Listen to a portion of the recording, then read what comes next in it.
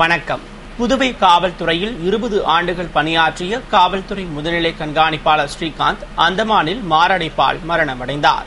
அவரது குடும்பத்தினருக்கு காவல் அதிகாரிகள் மற்றும் அரசியல் பிரமுகர்கள் ஆறுதல் கூறினர். தமிழக பகுதியான திருப்பூர் மாவட்டத்தைச் சேர்ந்த ஸ்ரீகாந்த் 1990ஆம் ஆண்டு புதுவை காவல்துறையில் காவல் கண்காணிப்பாளராக பணியில் சேர்ந்தார். லாஸ்பேட்டை நாவர்குளத்தில் வசித்த ஸ்ரீகாந்த் காவல் கண்காணிப்பாளராக பல இடங்களில் பணியாற்றினார். மேலும் ஆந்திராவில் துப்பறியும் நுண்கலை பிரிவிற்கு சென்று வந்தார். பின்னர் புதுவை வந்த அவர் 2005இல் முதுநிலை கண்காணிப்பாளராக பதவி உயர்வு பெற்று அதன் பிறகு சட்டம் ஒழுங்கு அதிகாரியாக திறம்பட பணியாற்றி காவல்துறைக்கு தன்னை அர்ப்பணித்துக் கொண்டார். புதுவை மக்களிடம், அரசிடமும் ஆட்சியாளர்களிடமும் நன்மதிப்பை பெற்ற இவர் கடந்த ஆண்டு மே மாதம் IPS அதிகாரியாக பணி உயர்வு பெற்று அந்தமானுக்கு இடமாற்றம் செய்யப்பட்டார். அங்கு கார் நிக்கோபார் தீவு பகுதியில் அதிகாரியாக பணியாற்றி வந்த நிலையில் இன்று காலை வீட்டிலிருந்து அலுவலகத்திற்கு புறப்பட்ட அவர் திடீரென மயங்கி விழுந்தார். அவரை உறவினர்கள், ஊழியர்கள் மருத்துவமனைக்கு கொண்டு சென்றபோது அவரை பரிசோதித்த மருத்துவர்கள் அவர் மாரடைப்பால் இறந்துவிட்டதாக தெரிவித்தனர்.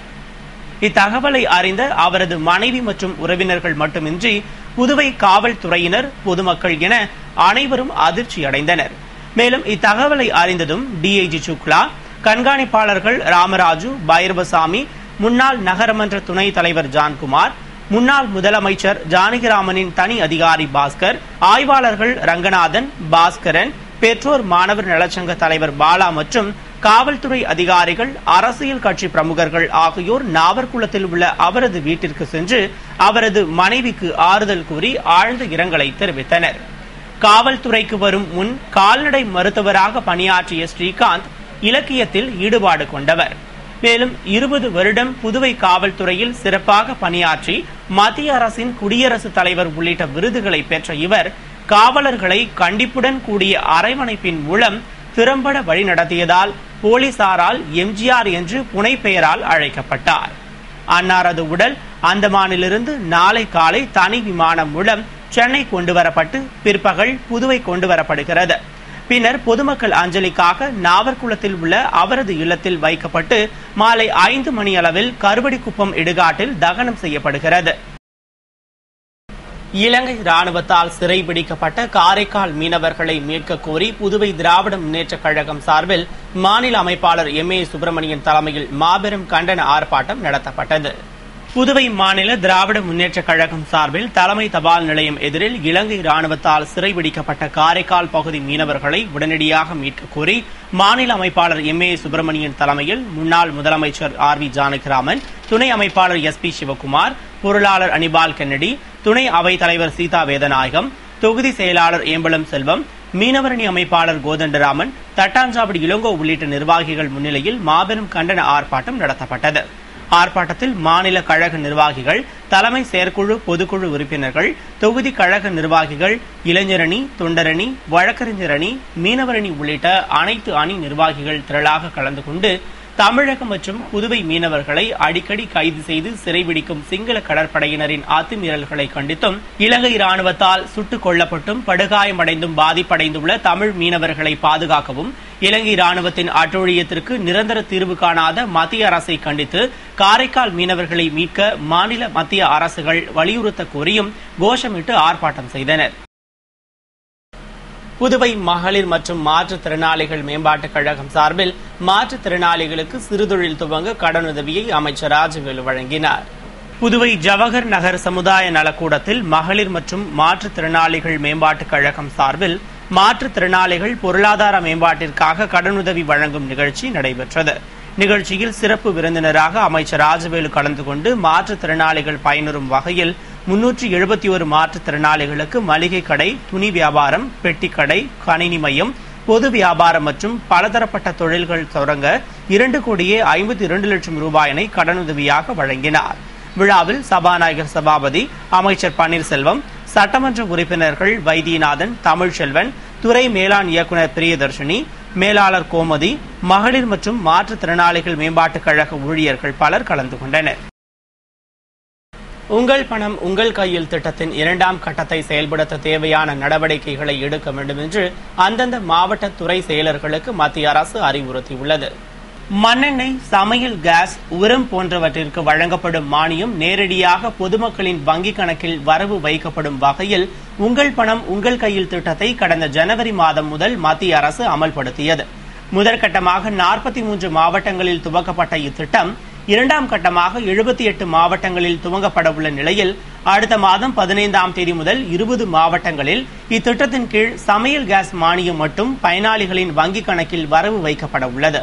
எனவே இத்திட்டத்தை செயல்படுத்த உள்ள மாவட்டங்களில் அதை நிறைவேற்றுவதற்கான அனைத்து நடவடிக்கைகளையும் மேற்கொள்ளுமாறு துறை செயலர்களுக்கு மத்திய அரசு அறிவுறுத்தியுள்ளது. மேலும் இத்திட்டம் ஏற்கனவே செயல்படுத்தப்பட்ட மாவட்டங்களில் திட்டம் எந்த அளவிற்கு சிறப்பாக செயல்படுகிறது என்பதையும் குறிப்பாக பணம் பட்டுவாடா குறித்தும் கண்காணிக்குமாறும் மத்திய அரசு அறிவுறுத்தியுள்ளது.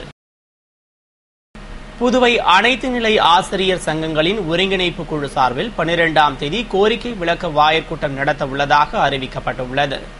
இது தொடர்பாக செய்தியாளர்களை சந்தித்த புதுவை அனைத்து நிலை ஆசிரியர் சங்கங்களின் ஒருங்கிணைப்பு குழு நிர்வாகிகள் கூறுகையில், பள்ளி கல்வித்துறையின் பாரபட்சமான ஆசிரியர் விரோத அணுகுமுறையையும் தேவையற்ற காலதாமத செயல்பாடுகளையும் கண்டித்து பல்வேறு போராட்டங்கள் நடத்தப்பட்டும் முதல்வர், கல்வி அமைச்சர், கல்வி செயலர் ஆகியோர் முன்னிலையில் பேச்சுவார்த்தை நடத்தியும் ஆசிரியர்களின் கோரிக்கைகளை தீர்க்க பள்ளி கல்வித்துறை இயக்குநர் எந்த முயற்சியும் எடுக்காதது வருத்தத்திற்குரியது மட்டுமல்லாமல் கண்டிக்கத்தக்கது என்றும் கூறினர்.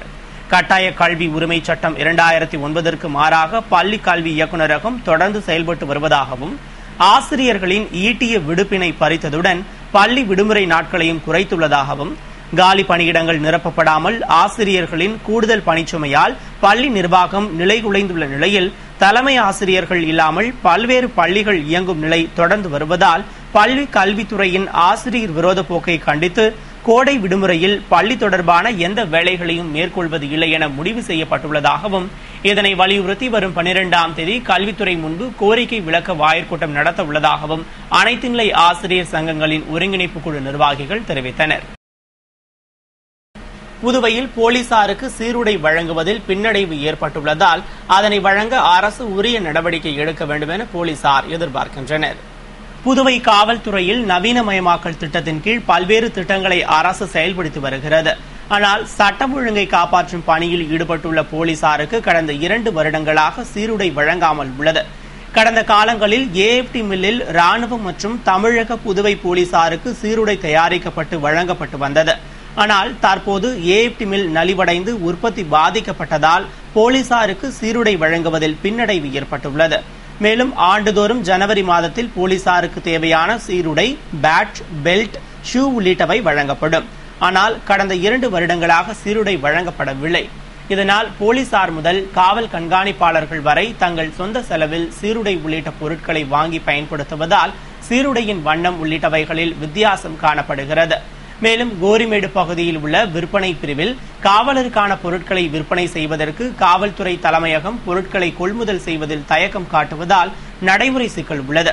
அது மட்டுமின்றி காவல்துறைக்கு கேரளா போன்று சீருடை உள்ளிட்ட பொருட்கள் வாங்க 2000 வழங்கப்படும் என்று அரசு அறிவித்தது. ஆனால் இதுவரை அந்த தொகையும் வழங்கப்படாததால் காவலர்கள் பழைய சீருடைகளையே பயன்படுத்துகின்றனர். எனவே அரசு சீருடையையோ அல்லது அறிவித்த தொகையையோ வழங்க வேண்டும் என்று போலீசார் எதிர்பார்க்கின்றனர். புதுவையில் உள்ளாட்சி தேர்தலை நடத்திட வலியுறுத்தி கீழூரிலிருந்து ஆளுநர் மாளிகை நோக்கி உள்ளாட்சி பிரதிநிதிகள் கூட்டமைப்பு சார்பில் நடைபயண பிரச்சாரம் நடத்தப்பட்டது. புதுவையில் மக்களுக்கு அதிகாரம் அளித்திடும் உள்ளாட்சி தேர்தலை உடனடியாக நடத்திட வேண்டும், பெண்கள், தாழ்த்தப்பட்டவர்கள் மற்றும் பிற்படுத்தப்பட்டவர்களுக்கு சமூக நீதி அடிப்படையில் இடஒதுக்கீடு வழங்கிட வேண்டும் உள்ளிட்ட கோரிக்கைகளை வலியுறுத்தி உள்ளாட்சி பிரதிநிதிகள் கூட்டமைப்பு சார்பில் கூட்டமைப்பு தலைவர் ஜெகநாதன் தலைமையில் ராமசாமி, ராஜா, ராமுநாயக்கர், திருமால், குப்புராசு உள்ளிட்ட நிர்வாகிகள் முன்னிலையில் நடைபயண பிரச்சாரம் நடைபெற்றது. கீழூரிலிருந்து புறப்பட்ட பிரச்சார நடைபயணம் சிவராந்தகம், சாத்தமங்கலம், செம்பியம்பாளையம், மங்களம், உருவையாறு, வில்லியனூர், சுல்தான்பேட்டை, அரும்பார்த்தபுரம், மூலகுளம், உழவர்கரை, ரெட்டியார்பாளையம், எல்லைப்பிள்ளைச்சாவடி, நெல்லித்தோப்பு, அண்ணாசாலை நேர்வீதி வழியாக ஆளுநர் மாளிகையை சென்றடைந்து உள்ளாட்சி தேர்தலை நடத்திட வலியுறுத்தியது. இந்தியாவில் பல்கலைக்கழகங்கள் மற்றும் கல்வி நிறுவனங்களில் கற்பிக்கும் முறையில் சீர்திருத்தம் தேவை என்று குடியரசுத் தலைவர் பிரணாப் முகர்ஜி வலியுறுத்தியுள்ளார். இதுகுறித்து குடியரசுத் தலைவர் பிரணாப் முகர்ஜி கூறுகையில், இந்தியாவின் கல்வி நிறுவனங்கள் தரத்தினை பொறுத்தவரையில் தொடர்ந்து சவால்களை சந்தித்து வருவதாகவும், உலகின் 200 தலைசிறந்த பல்கலைக்கழகங்களின் பட்டியலில் நமது பல்கலைக்கழகம் ஒன்று கூட இடம்பெறவில்லை என வருத்தம் தெரிவித்தார். நமது பல்கலைக்கழகங்கள் கல்வி நிறுவனங்களில் கற்பிக்கும் முறையில் சீர்திருத்தம் கொண்டுவர வேண்டும் என்றும், தரம், நியாயமான கட்டணம், அனைவருக்கும் வாய்ப்பு ஆகியவை நாட்டின் உயர்கல்வியில் முக்கிய அம்சங்களாக இருப்பதுடன், நாம் வழங்கும் முறையில் புதுமையை புகுத்தி உயர்கல்வியை, தொழில்நுட்ப கல்வியை ஒவ்வொரு வீட்டின் வாயிலிலும் கொண்டு போய் சேர்க்க வேண்டும் என்று கேட்டுக்கொண்ட அவர், உயர்கல்வி நிறுவனங்கள் அனைத்திலுமே போதிய ஆசிரியர்கள் இல்லாதது கவலை அளிப்பதாகவும், எனவே காலியாக உள்ள பணியிடங்களை உடனடியாக நிரப்புவதுடன் நமது ஆசிரியர்களை சர்வதேச கருத்தரங்கில் திட்ட பணிகளில் பங்கேற்பதை பல்கலைக்கழகங்களும் கல்வி நிறுவனங்களும் ஊக்குவிக்க வேண்டும் என்றார். மேலும் புதுமையை புகுத்துவதிலும் நமது நாடு மிகவும் பின்தங்கி உள்ளதாகவும், 2011ஆம் ஆண்டில் நமது நாட்டில் காப்புரிமைக்காக 42,000 விண்ணப்பங்கள் சமர்ப்பிக்கப்பட்ட நிலையில், சீனா, அமெரிக்காவில் தலா 5 லட்சத்திற்கும் அதிகமான விண்ணப்பங்கள் அளிக்கப்பட்டதாகவும், எனவே இந்திய பல்கலைக்கழகங்கள், பொறியியல் கல்லூரிகள், ஆராய்ச்சி மற்றும் மேம்பாட்டு மையங்கள் புதுமையை புகுத்தும் மையங்களாக செயல்பட வேண்டும் என்றும் குடியரசுத் தலைவர் பிரணாப் முகர்ஜி கேட்டுக் கொண்டார். இத்துடன் செய்திகள் நிறைவடைந்தன. வணக்கம்.